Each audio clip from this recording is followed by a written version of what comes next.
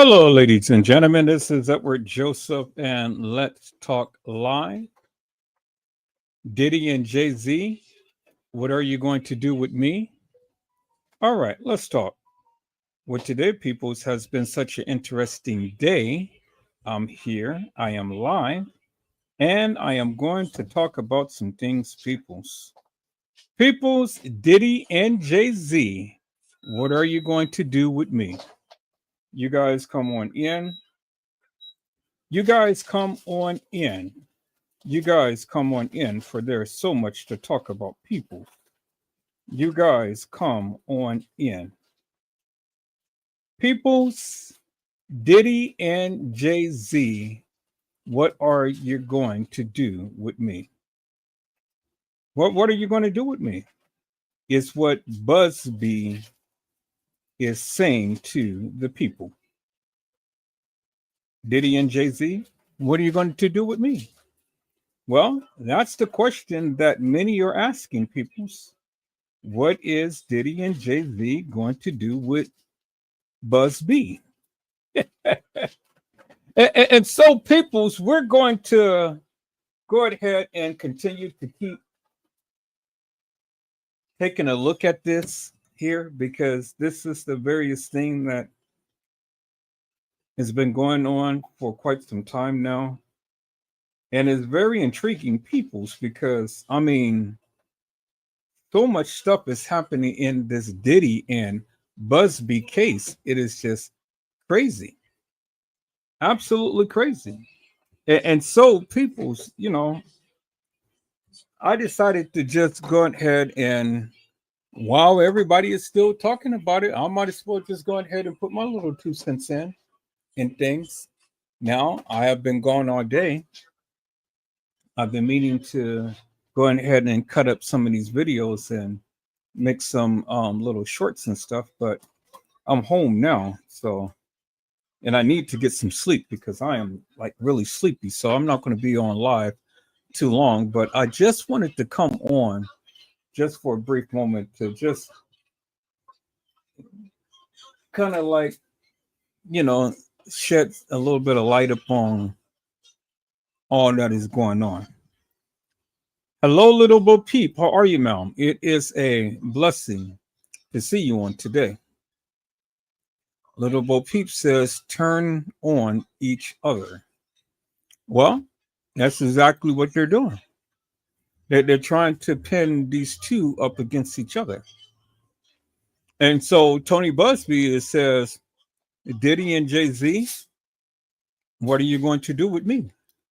And so Busby is literally trying to put a wedge in between the two. And Busby thinks that he is very smart and trying to do so. But see, the thing is, Busby had got a small win because the simple fact that the young lady can still stay anonymous. But that's just only a temporary win, people. So that's nothing. That is not that's just only a temporary win, because as the judge had stated, things can take a dramatic turn. And it sure can. It can take a very dramatic turn, people. And so, we just have to just be patient and just wait for all of this stuff to play out. Because it is going to play out, peoples. I said it is going to play out, peoples. And so we just have to be patient and wait. Because it's all going to come out in the end. Is that all right, peoples?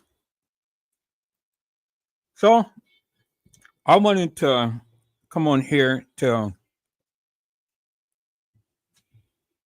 show a little something. And now,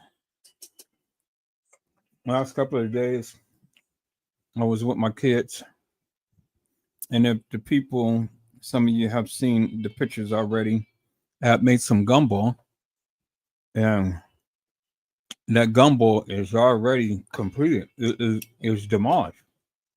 It's gone. You know, it's gone. And so I made a half a pot, and then I turned around and restocked it, and I made a big pot. And I tell you, now I have some good damn gumbo, boy. Mm. So what I'm going to do now, people, is this: I'm going to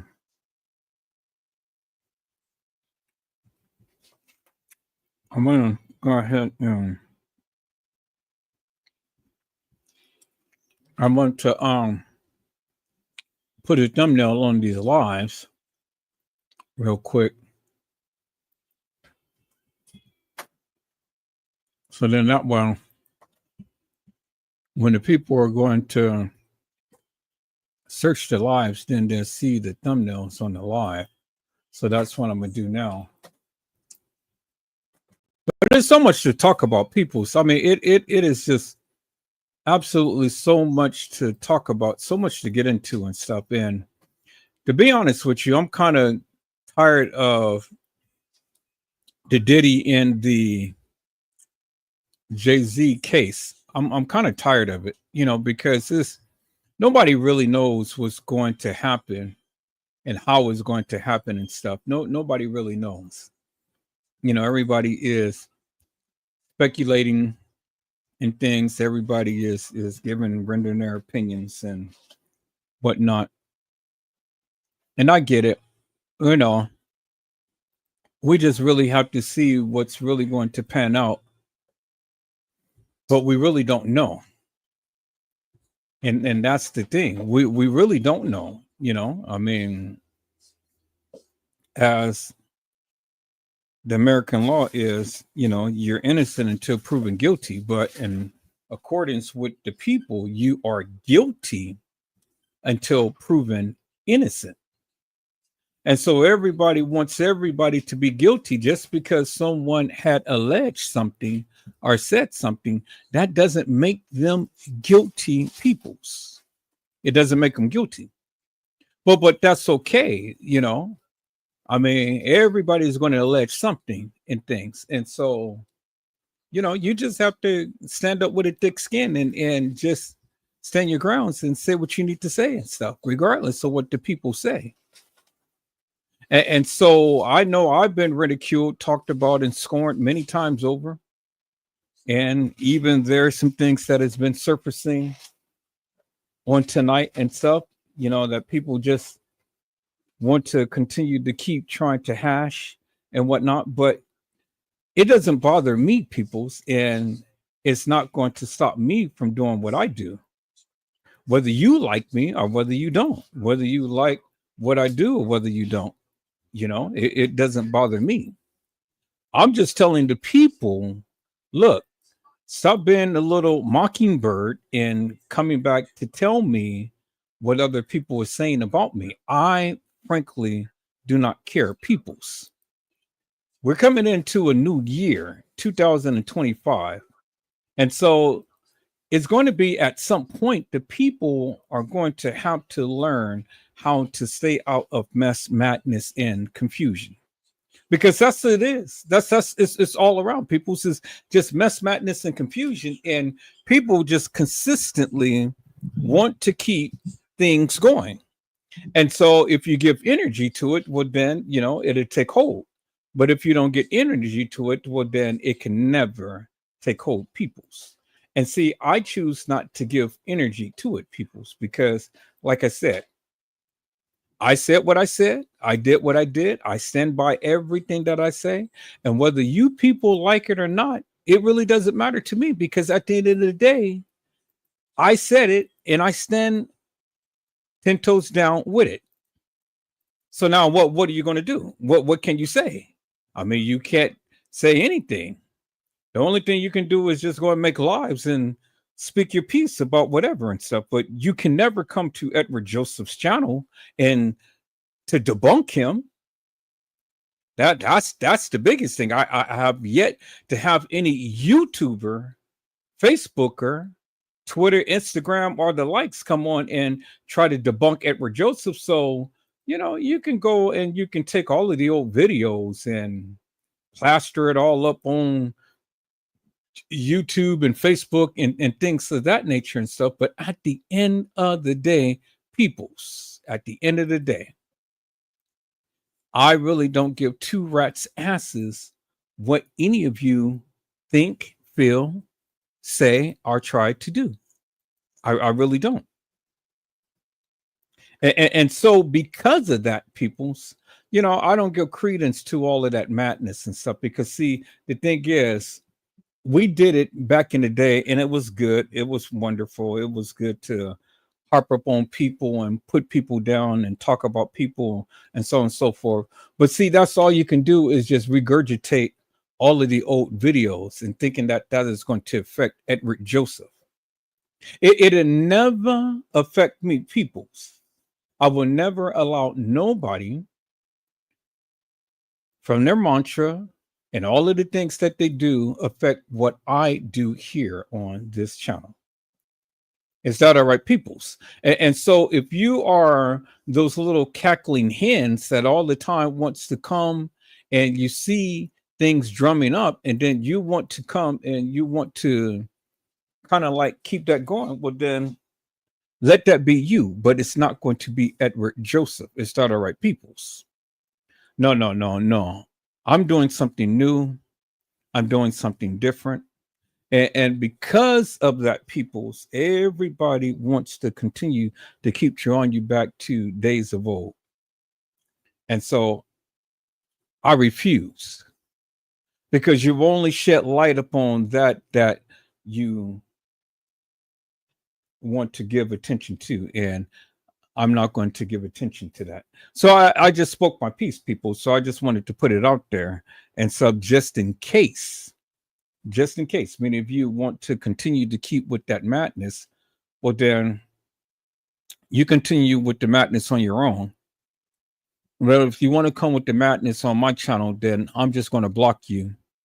And I'm not going to talk about you. I'm just going to block you. I'm just going to continue to keep going on and do what I do. Is that all right, peoples? All right, so let's get into this Diddy thing, peoples. Let me go ahead and share my screen. Let me go home and let me go ahead and see what is the latest saga in the P. Diddy's case. Because everybody tends to come out with breaking news, people. Everybody tends to come up with breaking news. And so it's nothing breaking, really. It's the same old mantra and things. I mean, a few things happen that the young lady who had given her testimony had won to a certain degree because she can remain anonymous still today. But that's okay because all of that is going to change too, peoples. Is that all right, people? So what I want to do is I want to go ahead and put my banner up, my disclaimer, and then we're going to go from there. All scenes in this video has allegedly occurred. We hold no responsibility to what is being spoken. People, that means any and everything that I say, you say, or anybody say upon this channel has allegedly occurred, and we hold no responsibility to what is being spoken, peoples. All right. Let me go with my disclaimer. Content disclaimer, peoples. The video and opinions expressed in the media or comments on this channel are those of the speaker or authors and do not necessarily reflect or represent the views and opinions held by this channel's broadcaster. Due to the social nature of this broadcasting channel, videos may contain content copyrighted by another entity or person. This channel's owners claims no copyright to said content. The broadcaster of this channel cannot be held accountable for the copyrighted content. The broadcaster of this channel is a messenger and sharer of information and strives to verify but cannot warrant the accuracy of copyrights or completeness of the information on this channel. If you have a complaint about something or find your content is being used incorrectly, please contact the broadcaster prior to making a copyright claim. Any infringement was not done on purpose and will be rectified to all parties' satisfaction. All right, peoples. That is my content disclaimer. We're going to go back and we're going to get into this tonight, peoples. I want to share my screen and let's see what is the latest saga that is happening in the P. Diddy's case, peoples.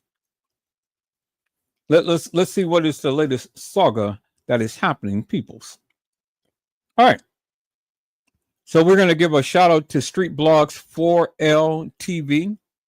We're going to take a sneak peek at what they had to say.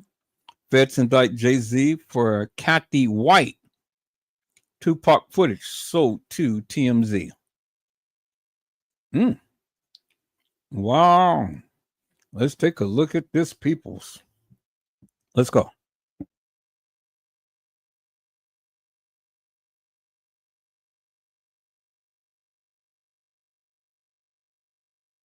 This was the biggest break in this whole case. Kathy White, her murder is getting solved right now as we speak. R.I.P. Kathy White. Jay Z, he put himself in a messed up predicament, and the choices that he made, it's leading him to be prosecuted right now in this day and age. I want everybody to hit the like button, drop them R.I.P. Kathy Whites down in the comment section. They said there is some inconsistencies with the police report and the statements that was given at the scene when Kathy White was found. I want everybody to know this is a sad situation, but Tupac, Kathy White, and there's so many other people that Jay Z played a role in what happened with these people. I want y'all to know Gene Deal, he told it all. And this is something that we all knew it was going to come one day. Rihanna is the main one who said Jay Z locked her in the room until she was ready to sign something. I want y'all to know this is something that happened time to time, but you have to watch the people you keep around and you have to watch the people you bring in your circle. Can you really believe Jay-Z's lawyer is trying to say there's no relationship other than professional relationship between Jay-Z and P. Diddy when we really have timelines of these guys together, which is great. They were best of friends in the industry and in the personal life, but he's really playing that card. And let me tell you, America's not buying it. Everybody is saying, like, are you out of your mind? Regardless of what went on inside of those parties, P. Diddy, he was hand in hand with Jay Z. This is somebody who he was acquaintance with many years. A lot of people saw them. The Fed said they're not going to play no games. It's so much audio and footage. This friendship is over decades old. There is no way that the lawyer is really trying to spin this card just to get Jay-Z out of trouble. If that's the case, we got to start looking at everything and everybody differently. Diddy, he's going to be sitting there. Jail can't hold nobody back, but the stuff that Diddy did, it will hold him back. Jay-Z, he didn't want to put himself in that situation, but everything is linking back to the footage that's inside of Kim Porter mansion. You got to realize this started earlier in the 90s. Jay-Z opened the door for this. They wouldn't be coming after him, even saying his name or mentioning it in any affidavits or statements that was given out by the victims if he wasn't involved. Now, he's denouncing Diddy. Regardless of what went down, they shouldn't have never set Kim Porter up for failure because she was left in that house alone. A lot of people thought that Jay-Z was the only one who was sitting right there at them parties doing his thing and acting like he wasn't involved in it. If you was there at the party, that means that you were a part of it. And a lot of people thought that Kim Porter was going to eventually put her tell-all book out there and inform people on what's going on with Diddy, but she wasn't able to make it to see that. R.I.P. Kim Porter. If you cool with somebody, you cool with them. But as soon as you start acting like we weren't cool, the whole time we hugging, we in parties together, we hosting events together and all type of stuff. But you don't know my wife, you don't know me no more. Like at the end of the day, I don't feel Jay Z wrong. I think Jay Z is innocent from what happened with that girl. But everybody know for a fact the substantial evidence that the police report proved, it showed that these are the people who was inside of Kim Porter's house after they came from Jay Z party. So regardless of how they put it, they really need to look into what Diddy did to put himself in this situation to the point where your friend, to the point where your baby mama have a mysterious death. R.I.P. Kim Porter. Kim Porter been trying to lead Diddy. She went to a couple parties, but she been trying to get herself out of that situation because she knew it was coming down on him. That's why she was instantly trying to expose it all. Mike Tyson was the one who told them, like, man, he gonna make sure everybody know what happened to Kim Porter because it's undetermined at this point. Everybody knew that Mike Tyson was the main one. He was there when Tupac even got sent up. Tupac was never supposed to have been in that situation to the point where he don't have control over his life. He was in the passenger seat. And Tupac, he was the main one telling everybody that Diddy was doing this stuff from a long time ago. Jay Z, he got a lot to lose, but Kim Porter, she had more to lose. From what the forensic evidence is stating, they said that Jay Z, everything is linking back to him, regardless of if he trying to denounce everything that happened and the accusations. Okay, you may not get found guilty on what happened in 2000, but everything that went down with Kim Porter, it was all facts. He was involved. Everybody hit the like button. Let me know if you feel that Kim Porter still be here right now if Diddy, Jay Z, and the rest of them didn't have their own agenda to get her out the way. She was going to expose every last one of them. I want y'all to know Diddy, he not off the hook yet, but Jay Z, he knew his baby mama was there. He knew that that's literally his wife at this point. Beyonce, she was right there in every party. Jay-Z's name was mentioned in the lawsuit that Cassie filed. Gene Deal, he told the feds everything that he saw. Them NDAs ain't worth nothing when it's a federal crime being committed. Regardless of what went down, we know that Diddy, he's going to eventually tell them what Jay-Z did. This is where their whole mastermind plan falls apart. And a lot of people know that things don't last long when you're doing wrong. A lot of people thought that Jay-Z was going to get away with everything. No, they got him now. It's over with. The feds not finna play no games. And the feds, they're not going to pick up one person. They're going to pick up everybody who was involved in it. And you can't get mad at nobody for what they did. But Kim Porter, she wanted to report this stuff a long time ago. She was scared of her life. Everybody thought that Diddy wasn't really doing that to these people. But Diddy, he had his own agenda going on. And I want y'all to really pay close attention because Tupac and a lot of other people, they went down because of this. Nobody's finna go out there and put your name in something that you have nothing to do with. Kim Porter was the main one telling Beyonce, Rihanna, Jay Z, and Diddy, they need to stop what they're doing. And this stuff that's going on right now is going to eventually catch up with them. And this is why they wanted to get her out the way. It's a sad situation, but we really need to pay close attention to the people we keep in our circle. People wanted Kim Porter to get out the spotlight because she was going to eventually tell something. This is why Mike Tyson was trying to protect her by any means. R.I.P. Kim Porter. Diddy shouldn't have never even did that because now Jay-Z in the hot spot and now he finna tell everything. He already told them that he don't know nothing about what happened in 2000. Everybody knew that Diddy and him was there. They got him on camera. They got him on footage. They put it out there so that the media could eat it up. Everybody wanted this to be true and it ended up being facts. Everybody drop them R.I.P. Kim Porter's, R.I.P. Tupac's in the comment section. Get well, Cassie. This should have never happened to these women. These women got children, and these people are doing these things, and they know for a fact that they're aware of everything that's been alleged. Diddy, Jay Z, everybody who was involved in it, J-Lo, she know that Rihanna gonna eventually tell what they did to Kim Porter, and this is why Jay-Z instantly, he's scared, and this is why he's staying away from everybody now. Beyonce, she don't like the fact that her husband is getting accused of these things, but Jay Z, he put himself in this situation. He should have knew exactly what he was going out there to do. He should have knew exactly what he was getting himself into when he started hanging with Diddy. People been talking about Diddy for years. Can you believe that P. Diddy has the audacity to sit there and really try to hold his innocence with all of the evidence that is circulating out there? Can you really believe that we're going to sit here and keep trying to pretend like we don't know what's going on and all of these are false allegations? P. Diddy's name was mentioned in the indictment for Kim Porter left unresponsive inside of that mansion. Combs appeared in court for a brief hearing in his federal case at which federal prosecutors said they plan to disclose all available evidence to his defense team by the end of the year in preparation for May trial date. One court reporter described Combs as appearing thinner and grayer than when he was last seen in public, and he was wishing the speculators happy holidays as he left, trying to keep his same persona as always. He's really downplaying what is something that is so serious, but you can see the stress and all of the wear and tear that is doing on him physically and mentally. He know that everything that he brought to these people, it instantly backfired on them because you don't instantly bite the hand that feeds you. And one thing that everybody know, you cannot have the people around you that's helping you eat. And then you turn on all these people. Cassie, she was one thing in this whole situation, but we know for a fact what happened before the lawsuit even came out. Kim Porter, she was found unresponsive, and everybody know for a fact. Drop them RP Kim Porters down in the comment section because her passing, this was something that nobody thought it was going to come about, but Diddy, he kind of opened the doors for all of this to even occur. Diddy's son, he wants to know what happened to his mother. And I know everybody sat back and saw Gene Deal. He said that Rihanna, everybody sat there and they heard Diddy say exactly what went on in there. They got the footage. Diddy made sure that he took everything about their house. He got rid of all the evidence that would eventually lead back to him.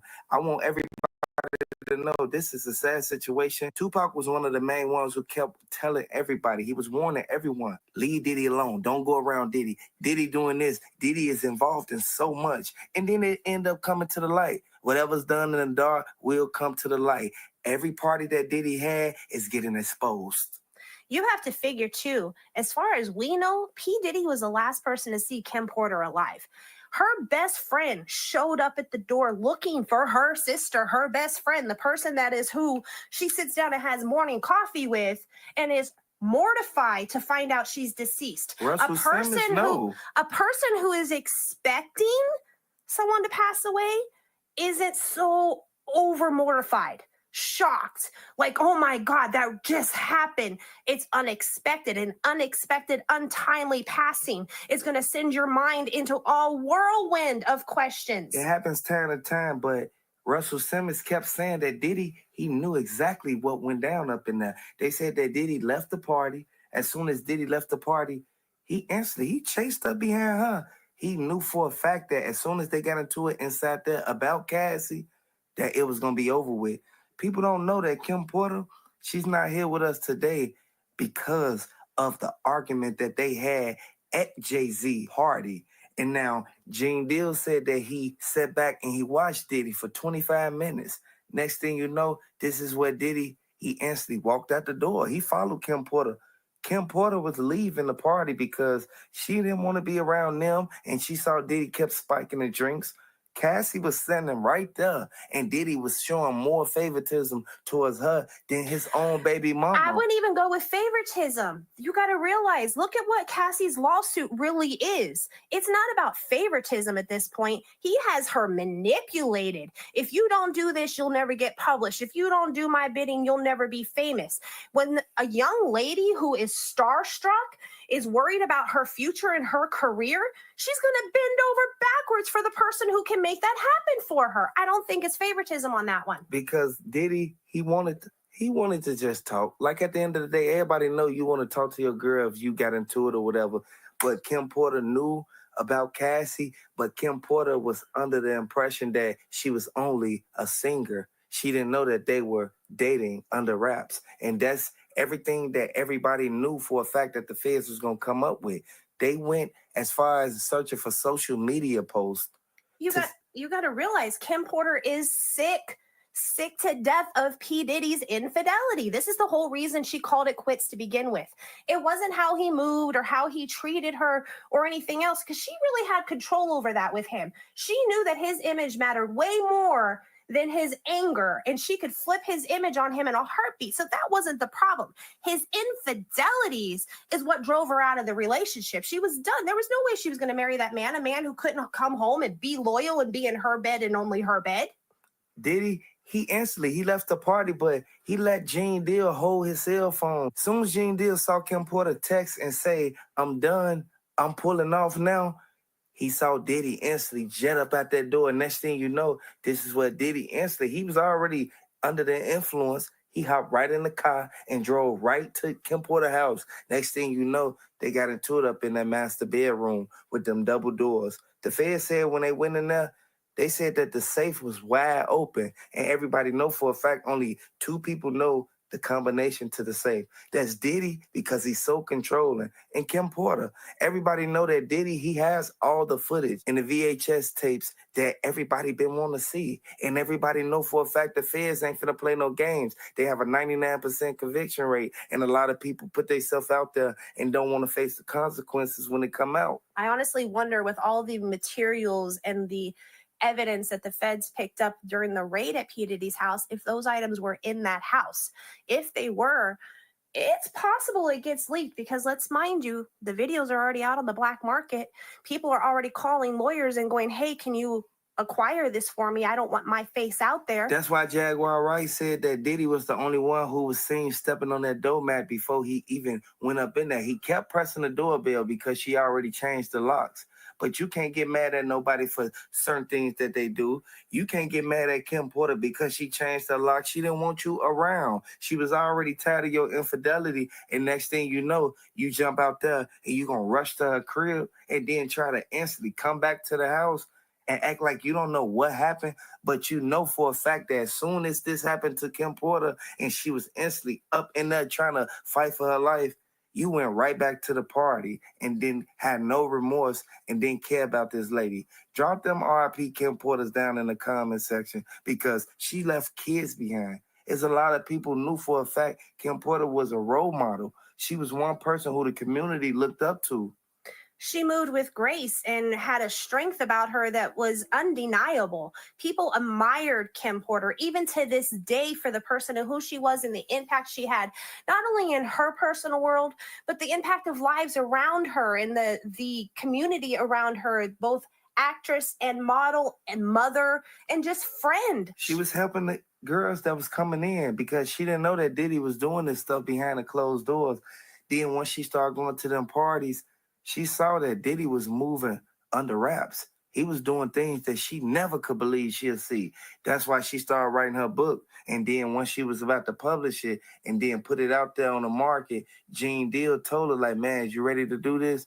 Is you sure you want to do this?" And then that's when she said, "I'm ready to do it." Next thing you know, Diddy instantly got into it with her at that party. That's the last thing that P. Diddy wanted released. That book would have destroyed his image, his empire that he's built. Not only him, but whomever else she has listed in the book with him. Because the strings all come tied together at some point in time, right down to Jay Z, who, did you not know they only have a professional relationship? They only work together. They're not friends. Come on now. America's not buying it. Nobody likes a snake. Nobody likes the fact that Diddy, he did all this and then he hid his hands. You throwing rocks at the penitentiary and then now you want to try to tell on everybody. Like, at the end of the day, that's on you, because you're the one who has to sit up in there and face the consequences that you put yourself in. Nobody told you to go out there and do that. You had all that power and you abused it. Unfortunately, due to the time that has passed and everything that's really done, we'll never, ever really know, RIP Kim Porter, what happened. But you know what will happen? It's going to eat away at his conscience. And you want to talk about a sleepless night? For real, though, low key. The mother of your children?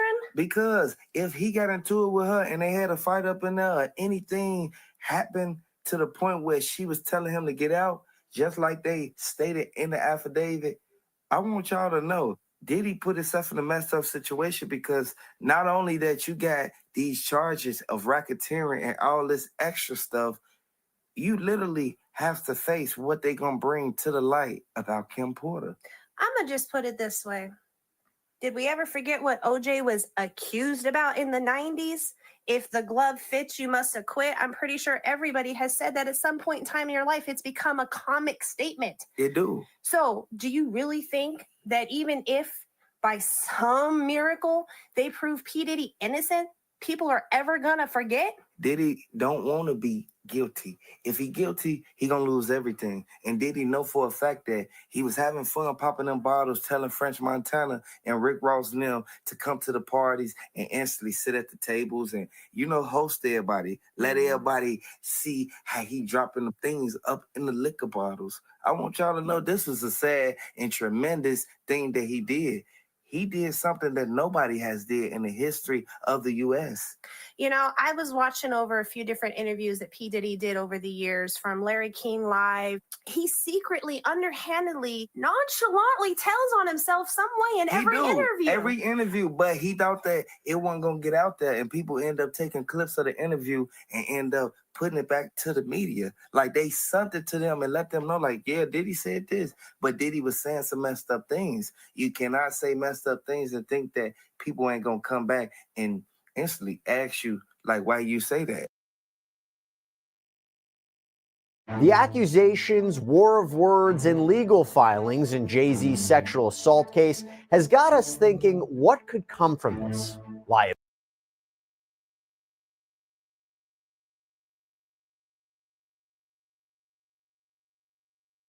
Well, people,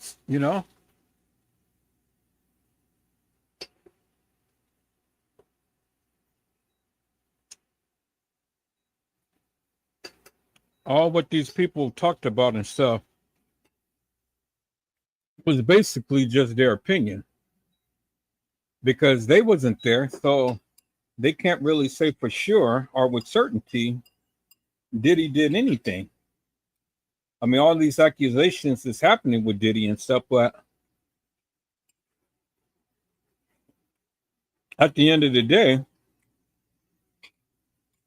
Diddy is just one person.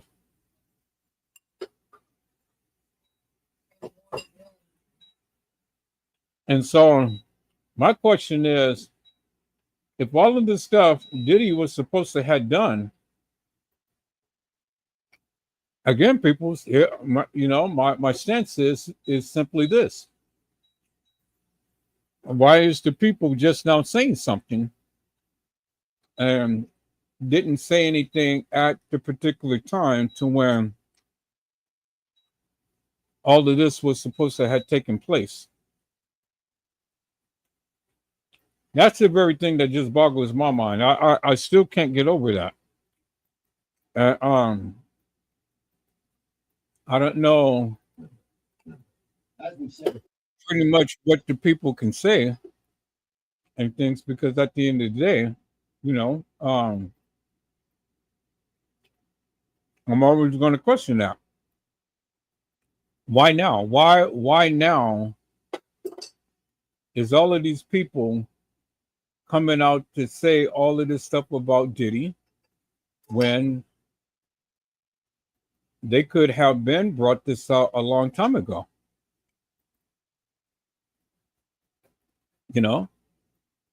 That's the question that I have. Why are you just now saying something when you could have said something? This was the biggest break in a while back. And so it seems to me that everybody is just jumping on the bandwagon.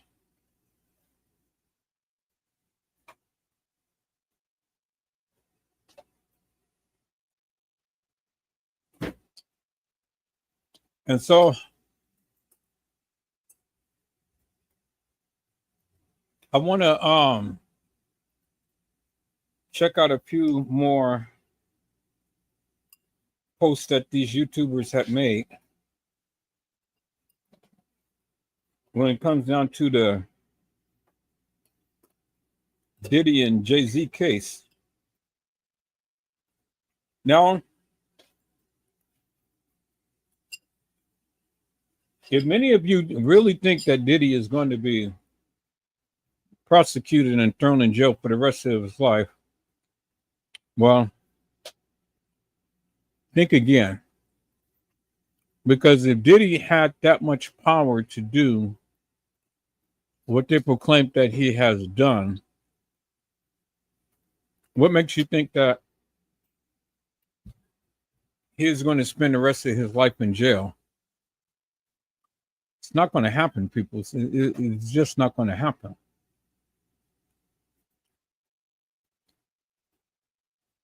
And so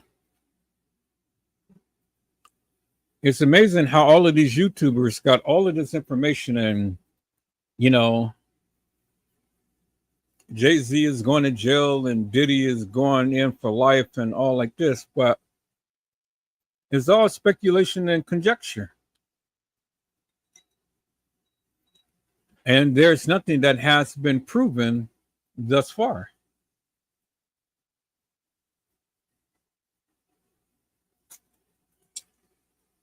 Not yet anyway, because they haven't even went to court yet.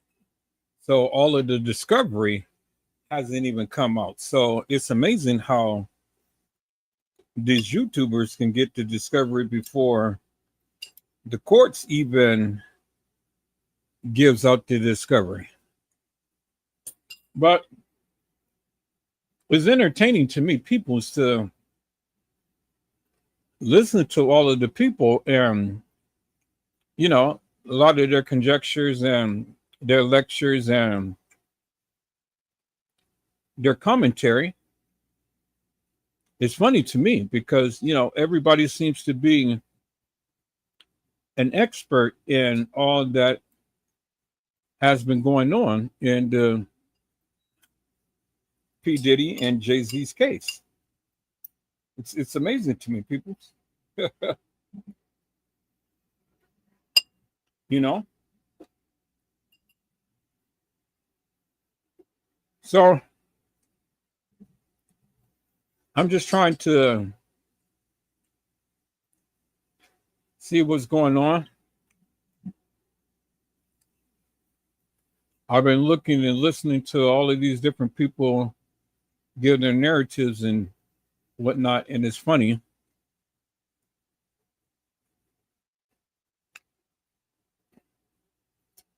how Jay Z attorney is moving and how Busby is moving, and how everything is being fought in the public's eye. Well, when it comes down to YouTube,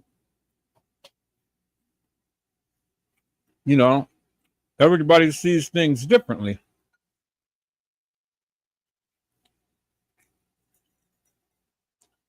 Everybody does.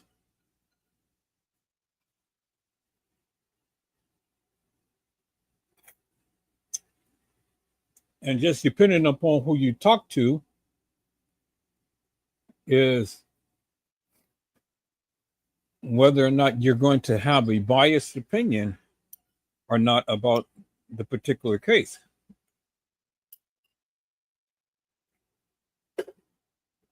And so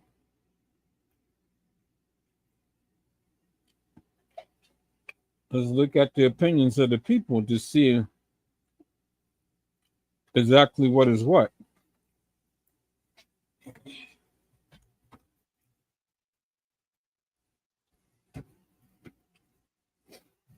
All right, so let me go to the Diddy saga right here and see what's happening here. Listen to a lot of the things that people have to say. So I'm still waiting on what really happened to Kim Porter and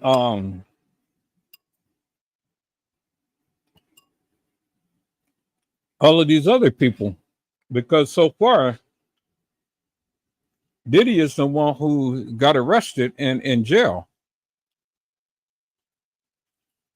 And is that purposeful? You know, did somebody do that purposely to teach him a lesson, to let him stew,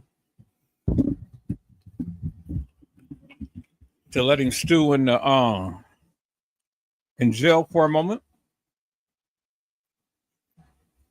Or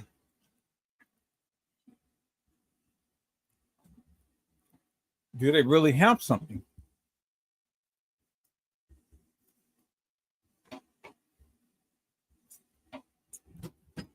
Because you didn't know the DA had recused himself from the case.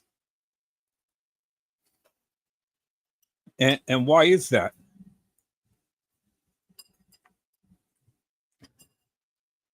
So that tells me, people, that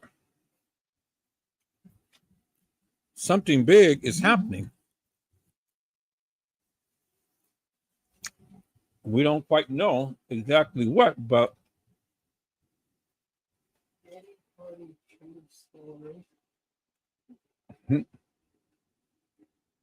something big is happening.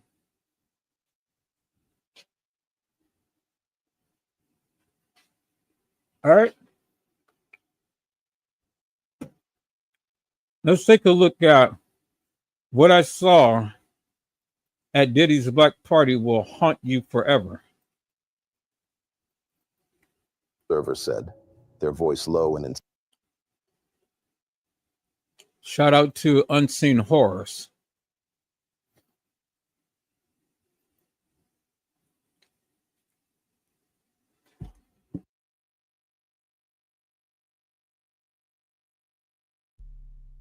There are nights that change you forever. Nights that leave scars, not on your body, but on your soul. Diddy's Black Party was one of those nights. Everyone knows the legend. A single event so shrouded in secrecy, it became a ghost story. No photos, no witnesses brave enough to speak, and no second party. Until now. When Evan told me we were invited, I should have said no. Something about it didn't feel right, but I went. And what I saw that night was nothing short of a nightmare. This wasn't a party. It was something darker, something alive. The air pulsed with whispers. The shadows moved on their own, and the laughter in the room felt hollow, forced. And then I saw it. Not just Diddy, but the presence behind him. A demon so ancient and vile, its very existence made the room feel colder, smaller, suffocating. Its eyes burned into me, its form too horrifying to fully describe. And in that moment, I knew nothing in my life would ever be the same. This is the story of the most terrifying night of my life. The night I met Diddy's demon.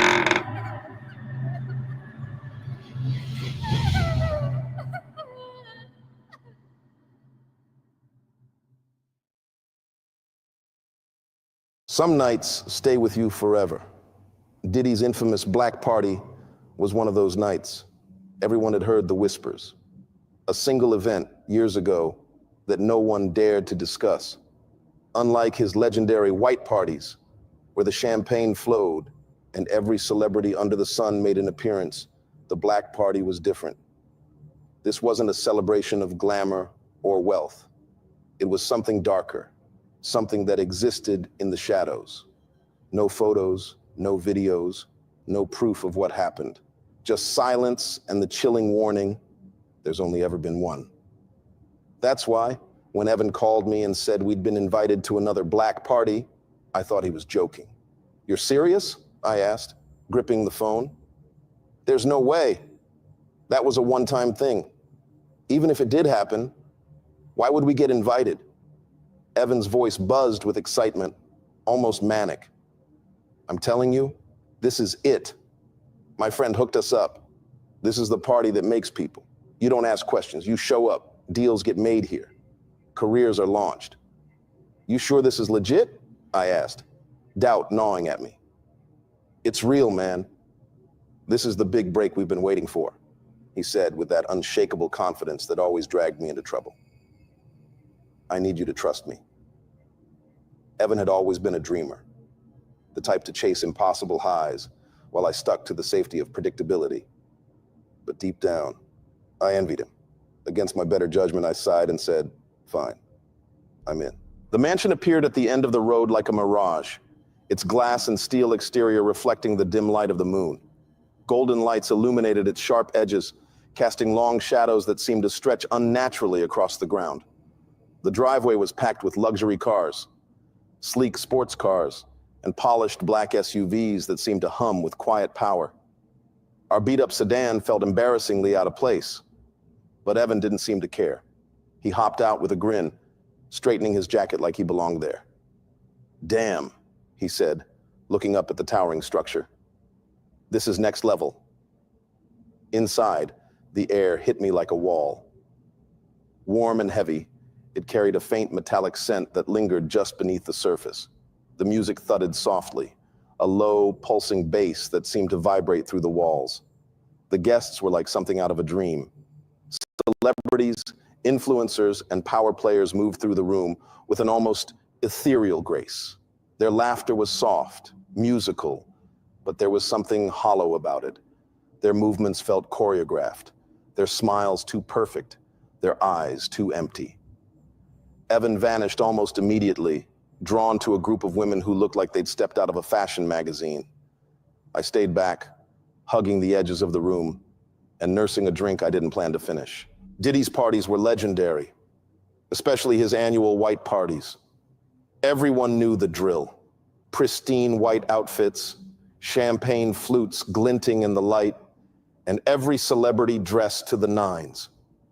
The uniformity of the white clothing gave those events an almost heavenly feel, an illusion of purity and perfection in a world built on opulence.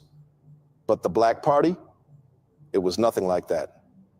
The moment I stepped into the grand hall, I realized the dress code wasn't just different, it was unsettling.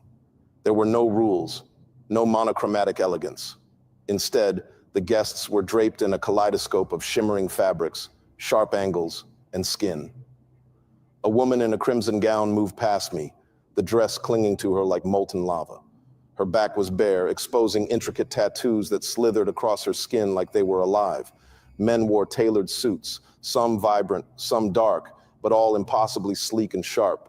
Others opted for elaborate costumes that looked like they belonged in an avant-garde theater production.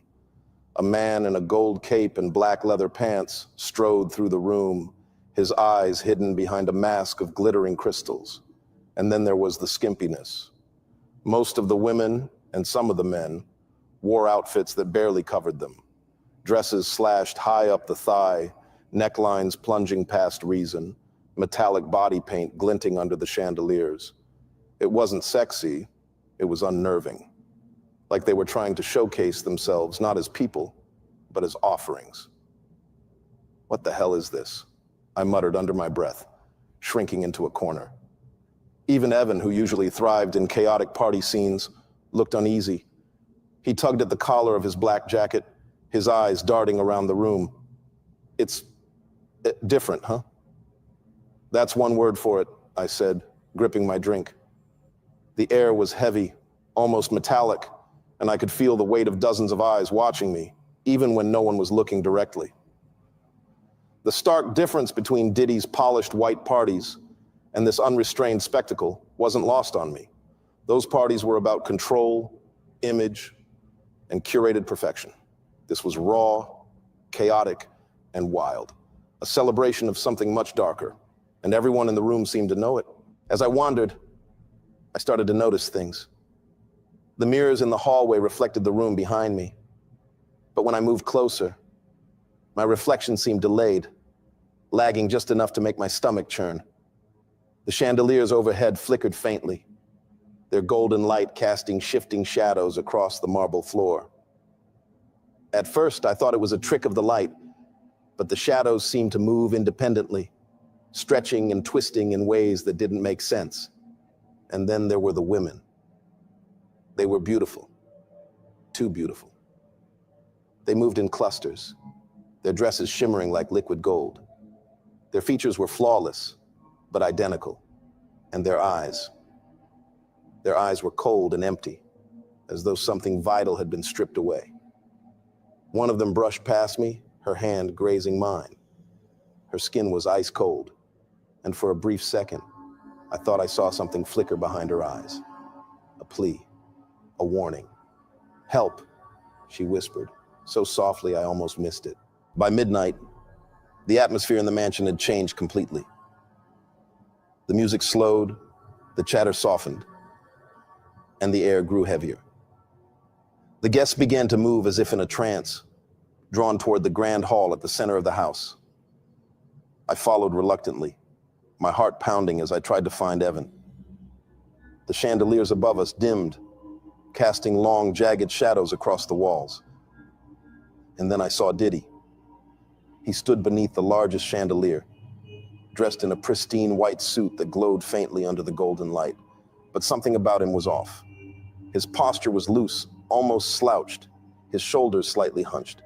His eyes were bloodshot, unfocused, the pupils wide and glassy as though he were on something strong. He swayed faintly as he raised a glass in one hand. A smile plastered across his face that didn't reach his eyes. The confident, commanding figure I'd seen on TV wasn't there. In his place was someone hollow. His movements were sluggish, deliberate, like a marionette on strings. "It's him," Evan whispered beside me, his voice trembling. "Yeah," I said, though my throat felt tight, the word barely escaping. "Does he seem right to you?" Evan didn't answer, and I couldn't blame him. Something about Diddy's presence felt wrong, unnatural, like he wasn't entirely in control of himself. "Ladies and gentlemen," Diddy said, his voice smooth but slow, his words slurred ever so slightly. "Thank you for joining me tonight. It's time." The crowd erupted into applause, but it wasn't joyous. The sound was mechanical, robotic, as if the people clapping weren't doing it by choice. A chill ran down my spine as I looked around at their faces. They were smiling, but their eyes were dead. The room suddenly felt suffocating, the air thick with a metallic tang I could taste at the back of my throat. The whispers began then, soft and indistinct, like static at the edge of my hearing. I didn't want to be there anymore. I didn't want to know what was coming next. Diddy raised a glass, a wide grin spreading across his face, though it still didn't reach his glassy, bloodshot eyes. "Before we begin," he said, his voice slurred yet commanding, "a toast, a special drink for a special night." At his signal, servers emerged from the shadows, carrying trays of crystal shot glasses filled with a dark, iridescent liquid. It shimmered faintly under the dim lights, the color shifting between black and deep purple as though it were alive. The trays moved through the crowd, and each guest eagerly grabbed a glass. The energy in the room shifted, anticipation mingling with something darker. The whispers that had been faint at the edges of my mind grew louder, wrapping around me like a physical weight. Evan grabbed a glass without hesitation, his eyes alight with nervous excitement. "This is it," he whispered, turning to me with a shaky grin. "This is what makes it all worth it." I stared at the glass the server offered me, my stomach twisting in knots. The liquid seemed to pulse faintly like it was breathing. "Take it," the server said, their voice low and insistent. "I'm good," I said, raising my hands in a gesture of refusal. The server hesitated, their expression unreadable, before moving on. Evan shot me a look, part disbelief, part disappointment. But he didn't press the issue. He tipped the glass back and downed the liquid in one quick motion, his face contorting briefly at the taste. All around me, guests were drinking, their movements synchronized like they were part of some silent, rehearsed choreography. As soon as the last glass was emptied, the air in the room seemed to shift. It was subtle at first, like the pressure had changed, but it quickly became suffocating, almost unbearable. And then it happened.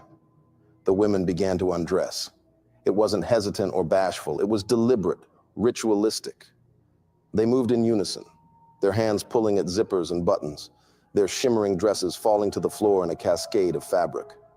One by one, they stood exposed, their bodies adorned with intricate markings that glowed faintly in the dim light. "What the hell is happening?" I whispered, my voice barely audible over the pounding in my ears. Evan didn't answer. He was staring at the scene, his expression blank, his body rigid. The whispers grew louder, now clearly coming from the walls, the floor, the air itself. The markings on the women's bodies pulsed with light, their patterns shifting and twisting like living things. Diddy stepped forward, his movement still slow, deliberate, as if he were under some unseen influence. "This," he said, his voice reverberating through the room, "is how we honor the night." The women's bodies began to sway, their movements synchronized as they formed a circle at the center of the room. The air crackled with energy, the light from the markings casting strange, shifting shadows across the walls. I took a step back, my legs trembling, my breath shallow. This wasn't a party. It was a ritual. And whatever it was building toward, I wanted no part of it. The air in the grand hall thickened as the chanting started. It was Diddy, his voice sharp and guttural, tearing through the unnatural silence that had fallen over the crowd. He was the center of it all, standing in his pristine white suit now stained with spilled liquor, his arms outstretched, his head thrown back in ecstasy. The chant was alien, the words a language I couldn't place but felt deep in my bones. The guests responded in kind, their laughter and cheers rising in tandem with Diddy's voice. They weren't just watching, they were reveling in it, their faces twisted into grotesque parodies of joy. Diddy grabbed a bottle of liquor from a tray, a dark liquid that seemed to glint unnaturally in the flickering light. He moved to the women in the circle, pouring it over their bare bodies, the alcohol glistening as it ran down their skin. The women writhed and arched, their movements unnatural, their glowing markings pulsing in time with Diddy's chant. Then the acts began. It wasn't sensual, it wasn't even human. The women turned to each other, their bodies tangling and twisting in ways that defied logic, their glowing markings flaring with each movement. It wasn't for pleasure, it was for power.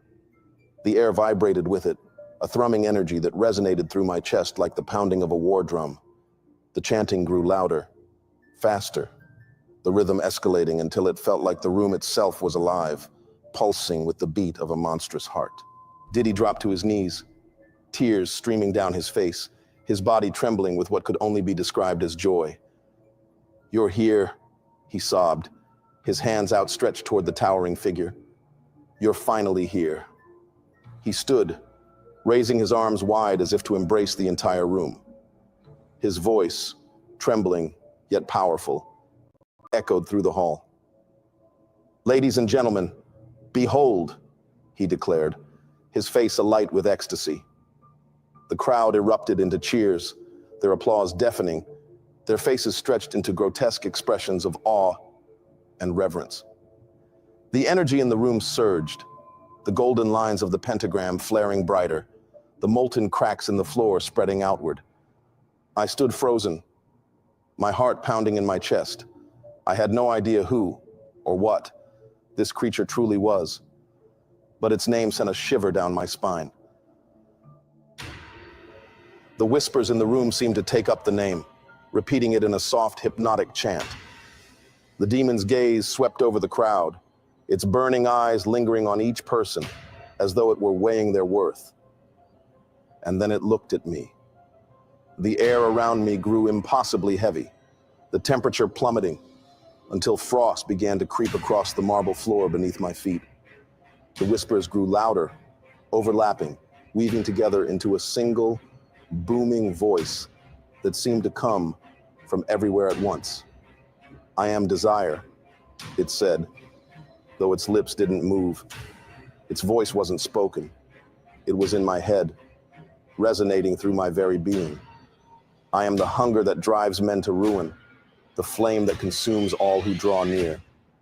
I am the king of what lies hidden, the master of lust, the corrupter of flesh and soul. Its massive hand, ending in claws sharper than any blade, gestured toward the glowing markings on the floor. They summon me for their pleasure, for their gain. But I am not bound to them. I exist for myself, and I take what I am owed. His voice, though silent to the ears, thundered within every mind. I am Asmodeus, the king of lust, the prince of desire. Tonight, you stand in the presence of true power. His proclamation echoed in my head, drowning out everything else, the whispers, the chanting, even my own racing thoughts. His words were not just a statement, but a declaration of dominion, an undeniable truth that burned itself into my soul. Diddy, his face flushed with a mixture of fear and joy, nodded furiously. Yes, my lord, I understand. Everything I've done has been for you. His words tumbled over one another as he prostrated himself before the towering figure. The women, the rituals, they've all been for your glory. The crowd cheered again, their applause ringing hollow, but I couldn't join them. My stomach churned as the truth clicked into place. The trafficking, the women brought here against their will, it had all been for this. Diddy wasn't just a criminal, he was a servant, a pawn of something far greater and far darker than I could have imagined. I didn't wait for the aftermath. My chest burned, the mark on my skin searing with a heat that felt alive. I turned to Evan, grabbing his arm. We're leaving, I said, my voice trembling. He didn't move. His glassy eyes were fixed on the empty pentagram, his lips still murmuring fragments of the chant. Evan, I shouted, shaking him. Snap out of it. He blinked, his eyes clearing slightly, but the glow of Asmodeus's influence lingered. I can't, he whispered, his voice hollow. Yes, you can, I insisted, dragging him toward the door. My legs felt like lead, but adrenaline pushed me forward. I didn't look back at the guests, at Diddy, or at the scorched floor. I didn't want to see if the demon had truly gone. As we stepped into the cool night air, I thought we were free. The mansion loomed behind us, its towering structure now suffocating rather than grand. But then I saw them. The driveway stretched before us, lined with sleek black SUVs, their engines idling in the dark, and standing in a perfect line beside them were more women. There had to be dozens of them, all dressed in gowns of shimmering gold, their bodies adorned with the same glowing markings I had seen on the women inside. They stood perfectly still, their faces blank, their eyes empty. My blood ran cold as I realized they weren't waiting to be rescued. They weren't victims, not anymore. They were offerings. Evan stopped in his tracks, his breath hitching as he stared at the line of women. They want him, he muttered, his voice barely audible. The women's heads turned in unison, their glowing eyes locking onto us. One of them stepped forward, her movements fluid, unnatural. She reached out a hand, her lips parting to speak, but no sound came out. Keep walking, I said, my voice barely a whisper. Evan didn't move. He stared at her, his body trembling. They're beautiful, he murmured, his voice filled with a twisted reverence. No, I said, grabbing his arm again. They're not. They're wrong. The woman tilted her head, her glowing eyes narrowing as if she could hear me. A faint smile crossed her lips, but it was hollow, lifeless. She stepped closer, and the others followed, their movements synchronized like a single organism. I didn't wait to see what they would do. I pulled Evan with all my strength, dragging him toward the car. The air around us grew colder, the whispers returning, louder than ever, wrapping around us like chains. The Black Party wasn't just an isolated event. It was a microcosm of the system we live in, a reflection of the power dynamics that shape our world. The people at the top, the ones we idolize and admire, aren't there by chance. They've made deals. They've paid their price. And the rest of us, we're the fuel. Every dollar we spend, every like we give, every time we look the other way, we're feeding the machine. We're keeping it alive. I didn't understand that before the party. But now, I can't unsee it. I can't unhear the whispers. Even now, weeks later, the mark hasn't faded. It's a constant reminder of that night, of the choices I made and the things I witnessed. The lines have grown darker, spreading across my chest like veins, pulsing faintly in the darkness. The whispers follow me everywhere. They grow louder at night, their voices weaving into my thoughts, my dreams, my every waking moment. They speak in a language I can't understand, but their meaning is clear. I haven't seen Evan since. I don't know if he's alive or if he's something else now. But I know one thing. The demon's mark isn't just a curse. It's a claim. I wish I could tell you this story has a happy ending. I wish I could tell you I saved those women, that I exposed the truth and brought the people responsible to justice. But I didn't. The truth is, the system is too big, too powerful, and we, as a society, are part of it. Every time we idolize these celebrities, every time we ignore the red flags, every time we brush off the whispers and rumors, we feed the machine. We allow this to happen. The Black Party isn't just Diddy's freak off. It's everywhere. The actors, the athletes, the corporations, they all have their own version. And the worst part, we celebrate them. We glorify them. We let them continue. But it doesn't have to be this way. If you're still listening, I'm begging you, do something. Talk about this. Share this. Protect the ones who can't protect themselves. The women, the children, the ones who don't have a voice. Because if we don't, this will never stop. Like, share, subscribe. Not for me, but for them. For the ones who never made it out.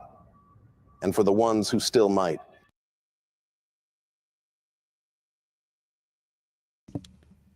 And so, peoples, as you can see, it was a satanic ritual.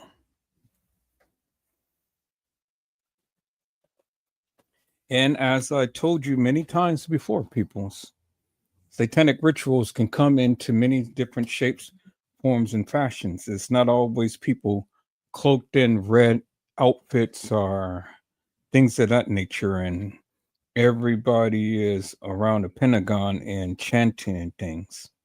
Rituals can come in so many different ways. And so, as we can see, this was a satanic ritual. And this is what's been playing out forever and a day. And right in your faces. And many of you are playing into the satanic ritual, listening to all of this beatbox music and things and repeating the hilarious and nefarious lyrics that these people are speaking. You sit around and you emulate them, putting on goat teeth and wearing your pants half down your bottom. And then you want to walk around with different types of hair that is not of your culture and of your own. All of that plays into the ritual.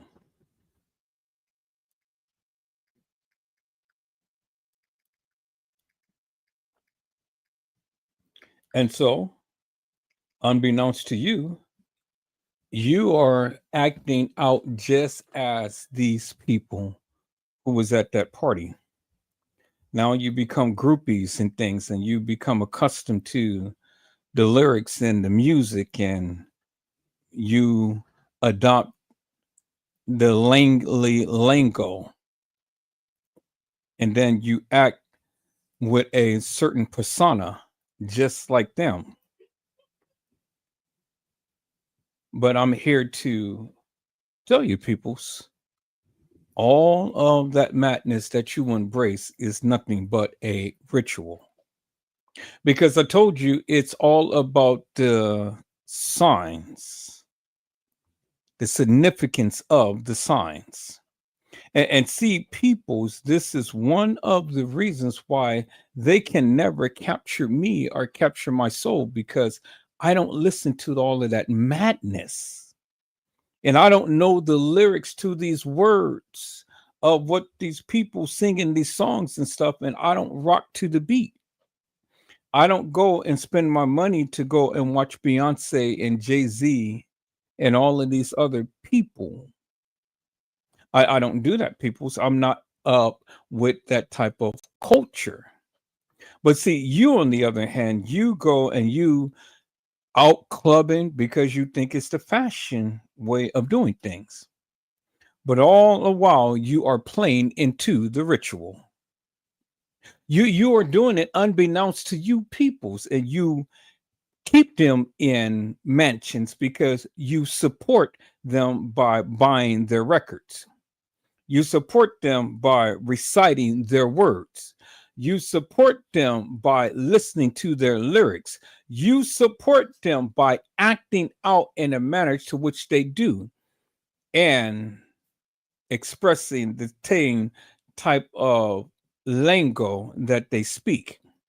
You emulate their character. You do that, peoples. And unbeknownst to you, you are participating in the ritual. And many of you do that. Unbeknownst to you, many of you do that. And then you get mad when people go to speak up against them.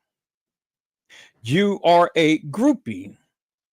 You tend to want to try to battle everybody and say, don't talk about them because I like them. Well, but see, the thing is, peoples, you can like them all you want, but liking them ain't going to change nothing. Because see, what you liking them ain't changing their situation. But the thing is, now peoples, their time has come. And just like Cat Williams has said, everything is going to be exposed in 2025. For 2025 is the year of reveal. And so all of those things, people, that Hollywood has been doing forever and a day, it is now coming to light. And not only with Diddy, but Jay Z, and not only with Jay Z, but Beyonce, and not only Beyonce, but Oprah Winfrey, Tyler Perry, and the likes, peoples. All of these things that was held a secret, it is now being foretold. I mean, look at the power players, peoples. Look at Hollywood. They ain't doing all of these parties and stuff. You ain't seeing the BET Awards and all like that no more. You ain't seeing the Oscars and the Academy Awards and everything like that.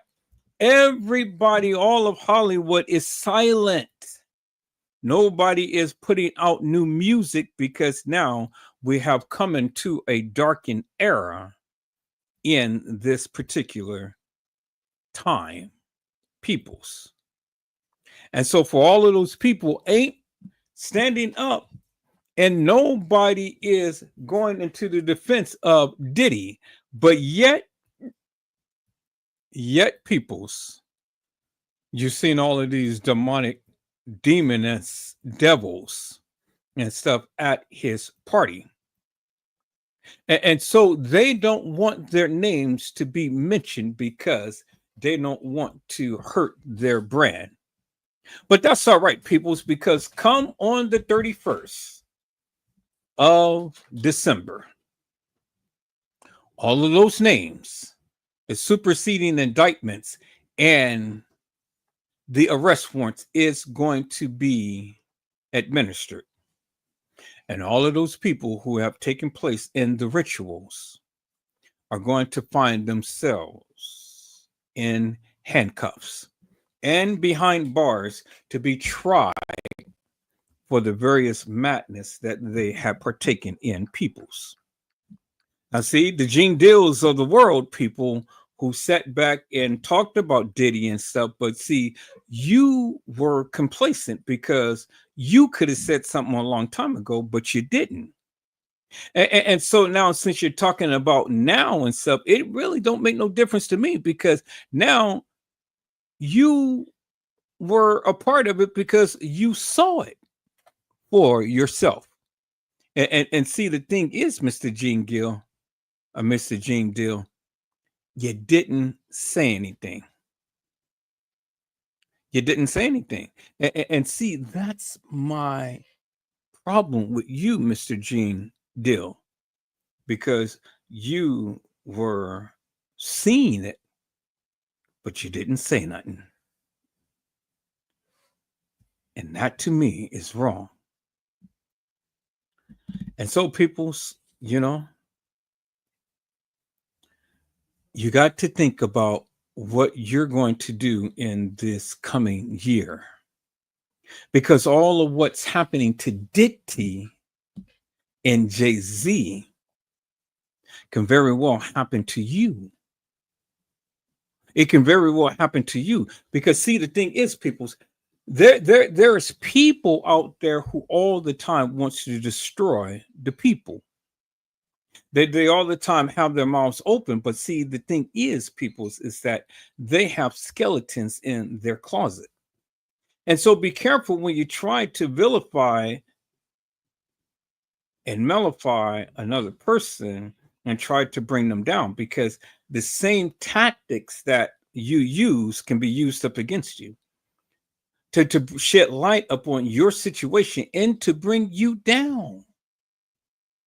Yeah, be careful. See, the thing is, peoples, the Bible tells us,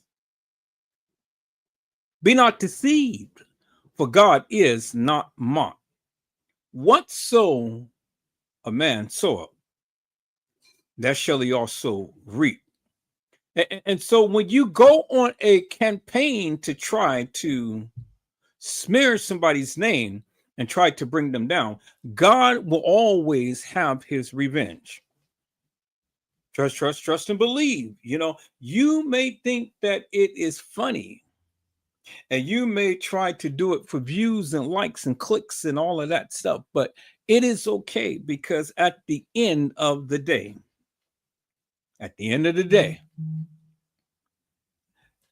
your time will come. Trust and believe. You sneaky, conniving, devilish, and demonic snakes. I see you. I see you. Just like that picture, it says it gets worse right there on the screen. It get worse, and you see those eyes, those piercing eyes, peoples. Oh yeah, it gets worse. It's going to get worse before it ever gets better. And so my thing is, people, as a warning to each and every one of you, be careful what you say. Because if you're not ready to play, and if you don't pray, that'll be the end of your day. Is that all right, peoples? So, peoples, I got to get off of here. I'm tired. I've been up all day long, and I got to get me some sleep, but I still got a couple of days off, and I'm going to be here. New Year's is just around the corner. So I'm going to take as much time as I possibly can in things. Can't help it if I'm busy, people. So I'm busy. I got things I had to do in the daytime. And so I can't put these videos together like I want to, but it's okay, because when I do get time, I come back and I be here. Tony Busby said to Diddy and Jay Z, what are you going to do with me? And see, the thing is, peoples, he is trying to pin Jay Z up against Diddy, as you can see. But the drama is just only playing out, peoples. I said the drama is only playing out, peoples. And we're going to see who's going to have the upper hand. who's going to win and who's going to fall. And so people's, like I say, you got to have a thick skin to be in this game. You got to have a very thick skin to be in this game, and you cannot be ashamed. And you got to stand firm and stand tall with that of what you say and what you believe, regardless of what the people may say and regardless of what the people may think. Stand tall and stand firm with that of what you believe. And don't never, ever change that for nothing under the sun. I don't care how rough and tough things may get. I don't care what type of devices the people may try to come with. Stand firm. Stand committed. Is that all right, peoples? So, peoples, I hope I had said something to encourage your hearts upon today. Tune in again next time to when Edward Joseph Let's Talk Live. Edward Joseph Kitchen. Edward Joseph Gospel Hour. Edward Joseph's Blessings Giveaway 2024 will come to you with something wonderful. I love you with the love of Christ, and there's absolutely nothing you can do about it. Peoples, mask up and be safe. And again, peoples, I will be back if the Lord says the same. And Edward Joseph Kitchen is coming to you with some new dishes. Peoples, I just got a new oven with an air fryer. And so it is beautiful and it's very spacious, peoples. And so I am so happy, peoples, and I'm going to put it to good use. And I'm going to be making all of my good, wonderful cakes and pies and everything else. Yes, yes, yes, peoples, God has blessed me. God has blessed me with this, and then God has blessed me with a new printer/scanner. And then God has blessed me with a couple of pairs of new shoes and money. And just a whole host of things, peoples. And so I said, well, this time around, peoples, I have treated everybody throughout the year. And it's time for Edward Joseph to treat himself. And that's exactly what I did, peoples. Out with the old and in with the new. Is that all right, peoples? And so, thank you, Lord. Thank you, Father, for everything that you have done. See, people's God just keeps blessing me. So with that, I have no reason to complain. But all I have is just the gain. Is that all right, peoples? So again, peoples, you guys be blessed, get your rest. And if the Lord says the same, I will see you guys on tomorrow. I got to go to the volunteer thing on tomorrow. So I will be there first before I come back and come live. And on tomorrow, I don't know if I'm going to be on Diddy and Jay Z. I may be on a Shanquella Robinson case. I may be on the Kanika Jenkins case. I may be on some other case, peoples. I don't know, but you just have to tune in to see exactly what is going to be in store, peoples. I said you're just going to have to tune in, peoples. Well, I greatly appreciate each and every one of you coming in. I thank you, Little Bo Peep. Thank you, Mello. See, I tell you, peoples, people wants to rock with me, and then people don't want to rock with me. But it really doesn't matter if you do or if you don't. I'm still going to be here regardless, peoples. Whether you watch me or whether you don't, I'm always going to be one that's going to speak my piece. Is that all right, peoples? And say what I need to say. All right, peoples. You guys be blessed. Get your rest. And if the Lord says the same, I'll see you soon. God bless you all. Thank you for watching.